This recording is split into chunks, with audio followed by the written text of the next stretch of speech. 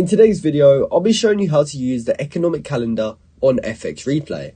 Now this is a very quick and simple thing to do, so make sure you watch this video all the way to the end so you don't miss any important steps. Now the first thing you want to do is open up FX Replay, and you just want to open up a session.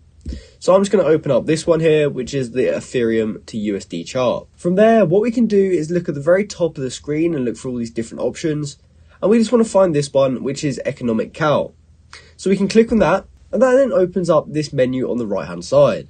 So the first thing you need to do is pick a country where you want to see the news from. And as you can see, I've selected the United States already.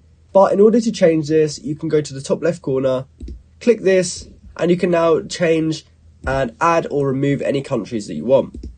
From there, you can click apply, and you'll now see all of the countries' news on this right hand side. So if we wanted to see the newest news first, we could have it selected as newest first. However, if you wanted to see older news, we could go ahead and select older. And as you can see, this is now older news. So from there, there's some more filters at the top. So we can filter the news in the economic calendar.